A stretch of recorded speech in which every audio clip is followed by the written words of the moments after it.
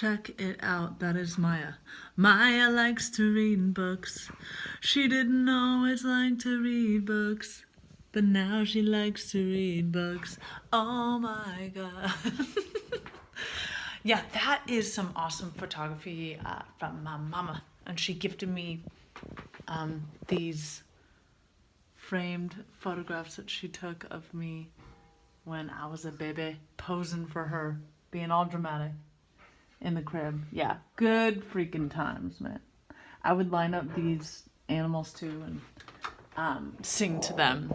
They're my audience in the room, so good times. Okay, so yeah, today, y'all, if I can just be real, has been challenging just for multiple reasons.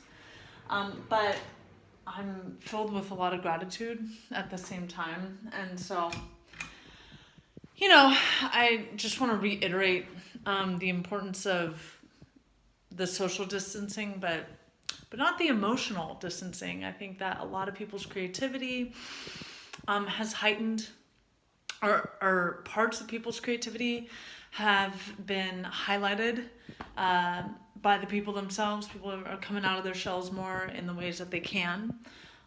And I think in general, we're feeling more like connected and grateful for sunlight and wind in our hair and like nature when we go out there and get it. So anyway, I'm just hippieing out, dude, because it's intense times. I'm having one of those days where I'm feeling it, but it's a mixed bag because I'm also filled with a lot of gratitude and optimism. So that's where I'm at. I'm coming at you with another book report. This book that I read is from the Read 3 and Report It from February. So I completed January, I completed February, but I still gotta tell y'all about book number 2 from February. Heroes and Saints by Cherrie Moraga. Love her. Okay, I found out about her in college when I was studying, race, class, gender studies, and analysis around that, social justice, history, current social trends, and social sciences. It was a fascinating major. I loved it. And the book that I read primarily when I first heard about Cherrie Moraga was Loving in the War Years. It was amazing. Just a collection of memoir essays as well as awesome poetry. She even signed it and autographed it for me, so that's pretty freaking cool. I remember meeting her when she came to HSU. But yeah, Heroes and Saints. This is actually a collection of 3 different plays. Okay, the 3 plays in here are The Giving Up the Ghost, Shadow of a Man, and Heroes and Saints. I read this when I was sick in bed in February. And so it was really great to pick that up off my shelf after I'd been sitting collecting dust. I realized I never completed it. So it was the perfect time to dive into some plays. So that's the voice of this book. Each play's divided up into 3, and it's got, the narrator voice of here's the setting and this is the place and this is what things are laid out as, and just has the character name and then their line. So it's the layout is just like reading a script in theater. And I was in theater a little bit for a smidgen, and I love that. And I just feel like it's a really cool, super simple, broken down way to really get a sense of the voice of each character, as well as a sense of what everything looks like in the set. And when I was reading, I just have vivid memories as if, I was sitting there in a playhouse watching it, but I read it and it was really great. So it really came to life in my mind.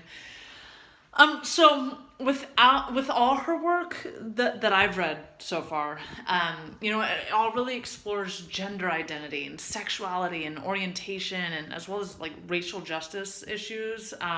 She tackles white supremacy, when people have lighter skin tones, for instance, and they read as lighter than family members or friends in their community, and that can cause tension and hurt, especially if the folks that are lighter are favored more, treated differently in a more favorable way.